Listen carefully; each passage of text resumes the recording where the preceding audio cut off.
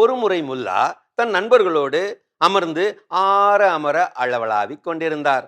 அந்த நண்பர்கள் கூட்டத்திலே அயலூர் வாசிகளும் இருந்தார்கள். முல்லாதான் மிகப்பெரிய அறிவாளி ஆயிற்றே. அவரை அந்த ஊர்க்காரர் ஒருவர் எழுந்து நின்று அறிமுகம் செய்தார். இவர்தான் எங்கள் ஊர் முல்லா, மிகச்சிறந்த அறிவாளி. அறிவாளி மட்டுமல்ல, ஞானியும் கூட. அப்படி இப்படி என்று அறிமுகப்படுத்திவிட்டு, எங்கள் முல்லாவுக்கு தெரியாத விஷயங்களே கிடையாது என்று ஒரு போடு போட்டு விட்டு அமர்ந்து விட்டார். கொஞ்சம் ஓவராகவே பாராட்டி விட்டார், அறிமுகப்படுத்தி விட்டார், அமர்ந்து விட்டார்.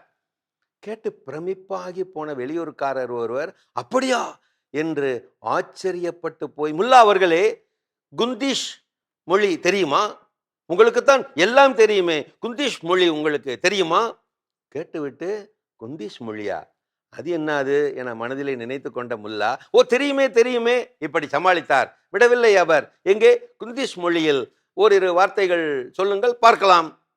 என்ன சொல்வது என்று யோசித்த முல்லா தெரிந்த அந்த ஒரே ஒரு வார்த்தையை மட்டும் சொல்லிவிட்டார். குந்திஷ் மொழியில் ஆஷ் என்றால் சூடான சூப் என்று பொருள். சிறப்பு சிறப்பு சிறப்பு. அவர் விடவில்லை, தொடர்ந்தார். அப்படியானால் ஆறிப்போன சூப்பை அவர்கள் எப்படி சொல்வார்கள்? இப்படி மடக்கி விட்டார் அவர். அவ்வளவுதான்.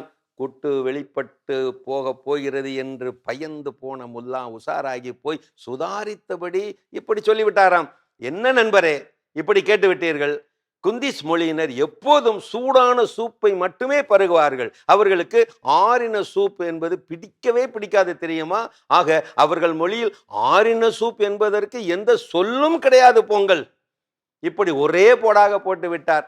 குந்திஸ் மக்களை பற்றி எதுவும் தெரியாத அந்த நண்பர்களும் அதை ஒத்துக்கொண்டார்களாம். முல்லாவை வெகுவாகவே பாராட்டி தள்ளினார்களாம். ஒரு அறிவாளி எப்போதும் அறிவாளியாகத்தான் அறியப்பட வேண்டும் என்கின்ற அவசியம் இல்லை. கொஞ்சம் விடுமுறையும் விடலாம். என்ன நான் சொல்றது?